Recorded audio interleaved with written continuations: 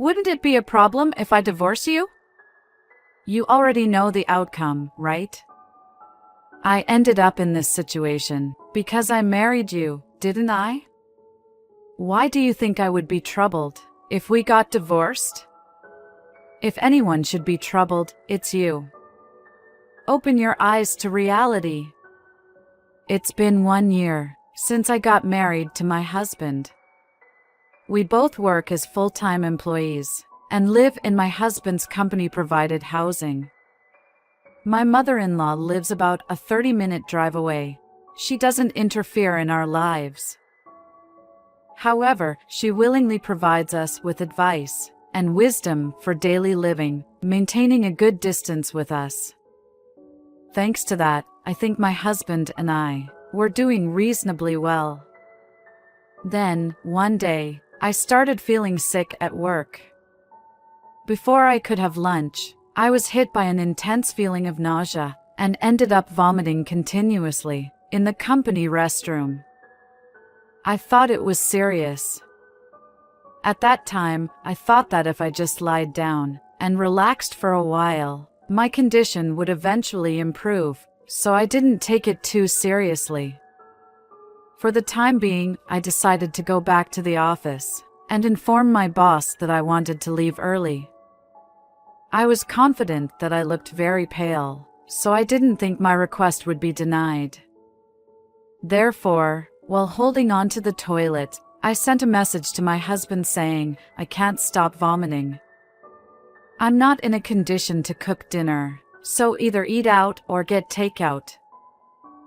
Well, I guess it's okay for now. My husband is not capable of doing household chores properly, but if I inform him in advance, he should be able to handle it somehow. Finally, the vomiting stopped, and as I rinsed my mouth with water I bought from a vending machine, I received a reply to my message from my husband. I thought it would be a message saying "understood," but it was completely different. My husband replied, "I'll be working overtime, so it's impossible. You don't have to cook, but make sure to buy something by yourself." From my husband's company to our company-provided housing, there are convenience stores and 24-hour beef bowl restaurants. I don't want to stop at any of them and just want to go straight home. I was annoyed by his selfish excuse. Since I never send such emails normally, he could have shown a bit more concern. I replied, "I'm telling you it's impossible. I'm really in pain. If I could, I wouldn't send such an email. Please, just let me rest." But there was no response to this. I don't know if he's really busy or if he's just become tired of dealing with me, but I understood that he has no intention of concerning my health.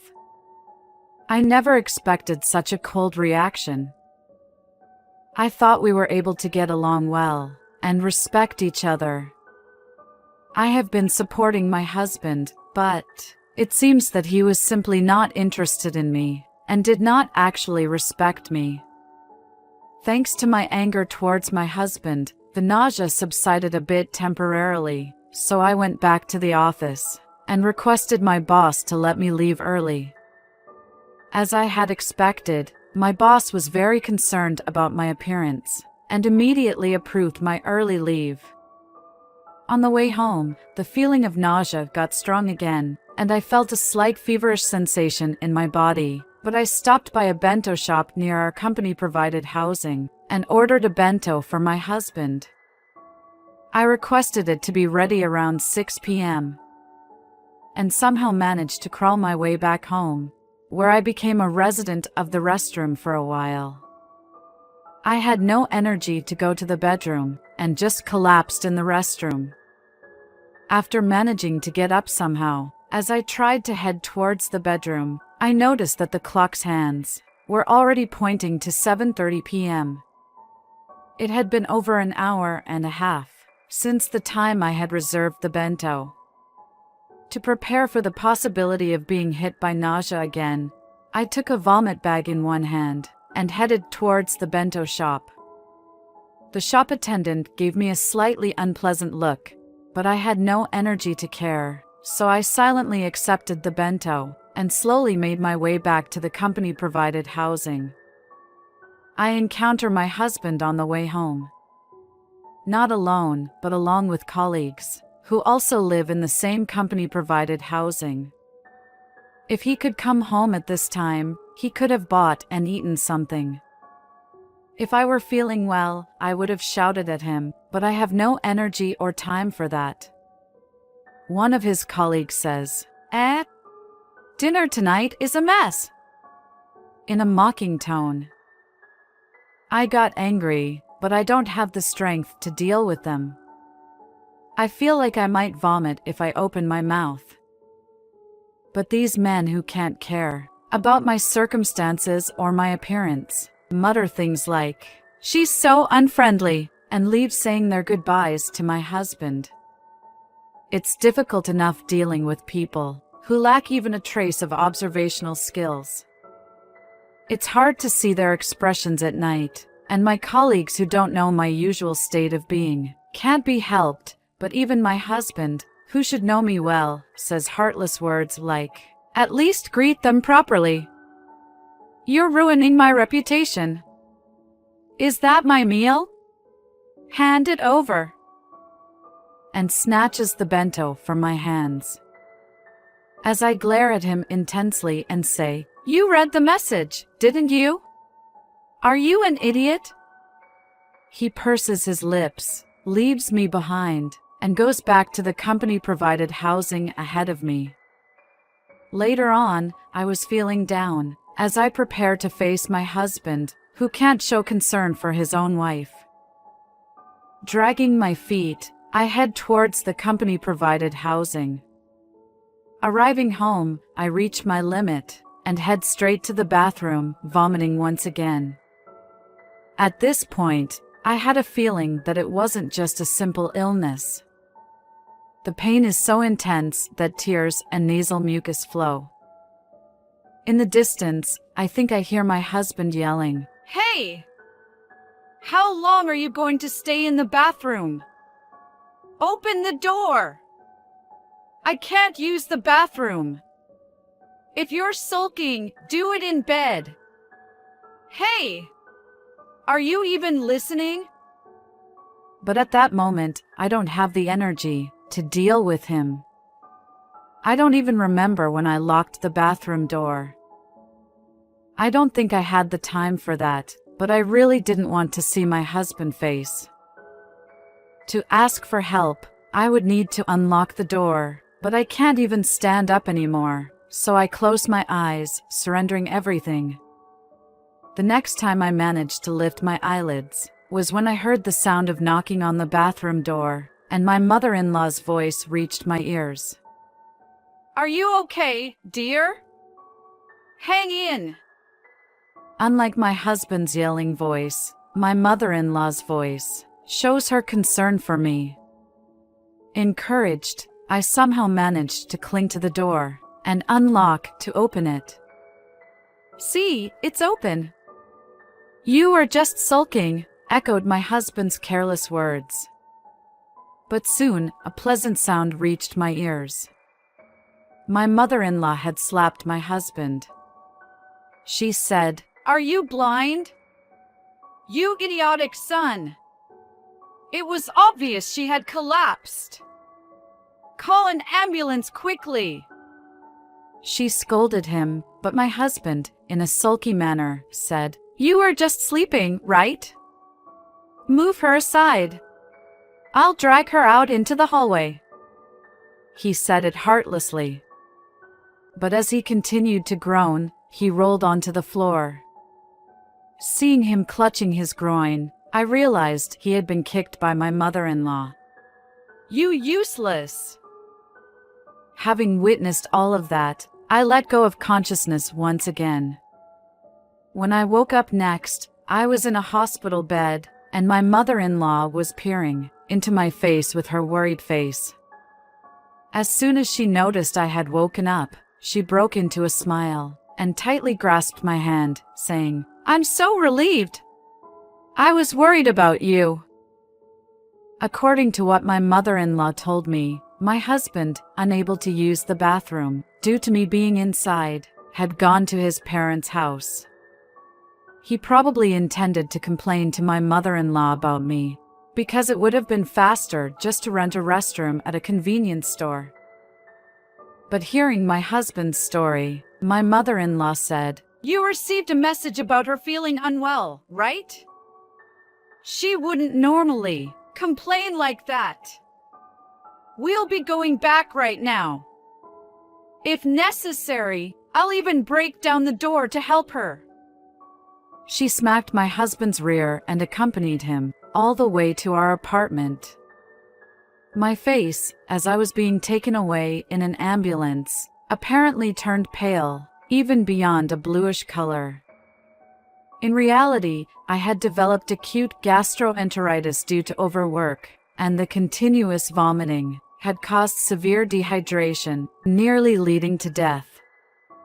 If my mother-in-law hadn't come, I truly believe I would have died.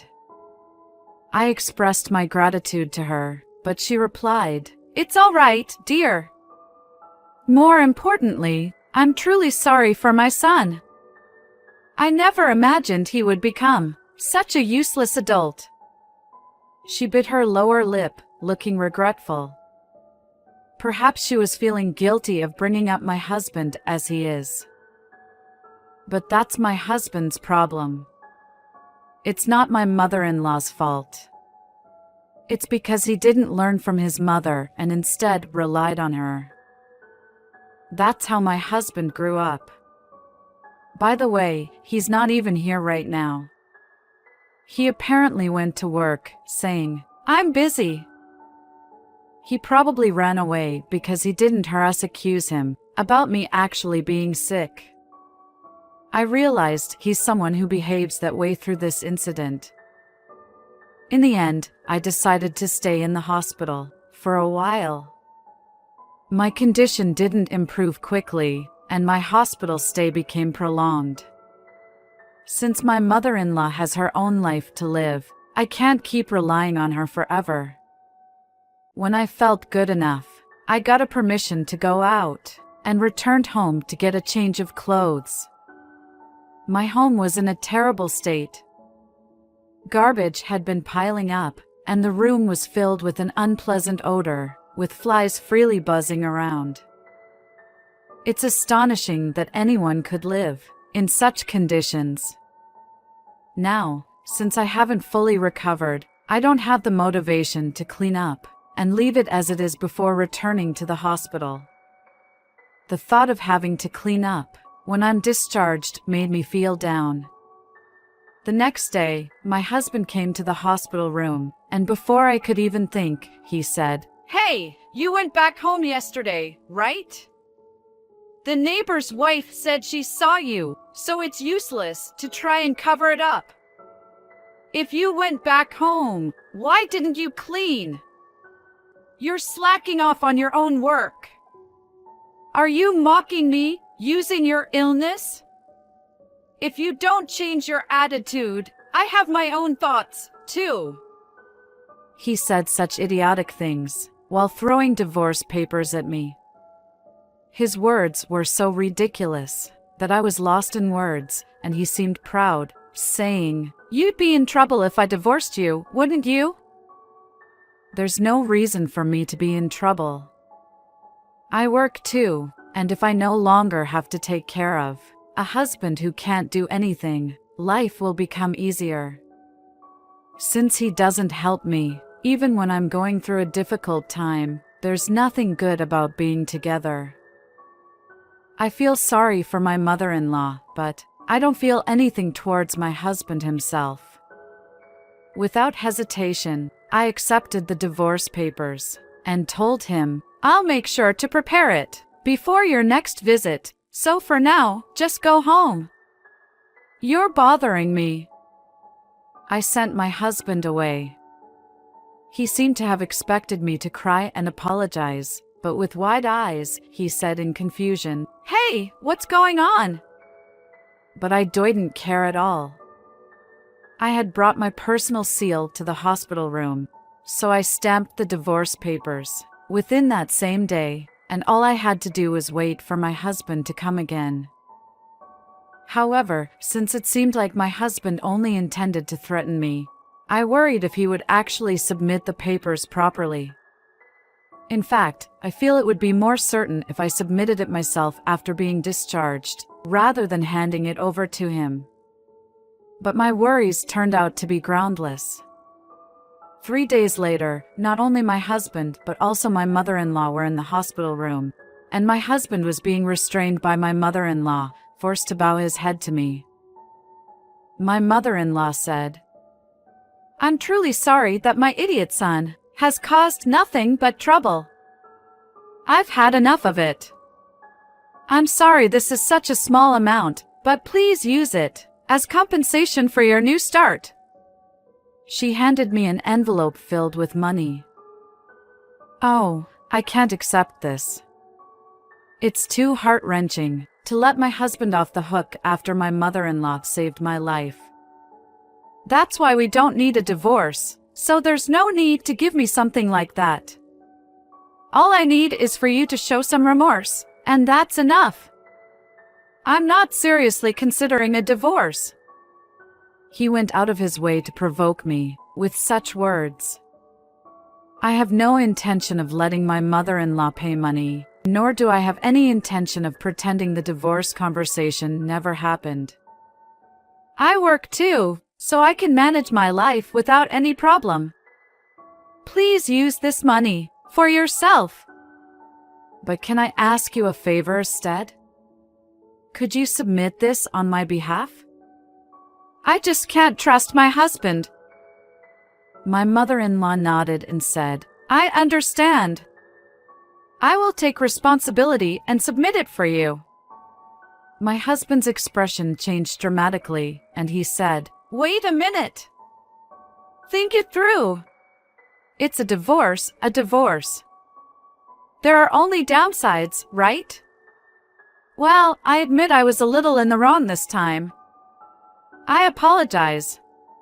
I'm really sorry. Please reconsider. He made an apology that clearly showed he really didn't mean. My mother-in-law got angry before me getting angry and said, What convenient things you saying? When your wife is suffering, you didn't even offer her help and push divorce papers onto her while she's hospitalized. A man who doesn't even realize how much of a despicable action he's taking has no right to maintain a marriage. Live alone by yourself. She shouted at him and slapped him back and forth with an envelope. Unable to bear it any longer, my husband fled from the hospital room, and my mother-in-law apologized to me again.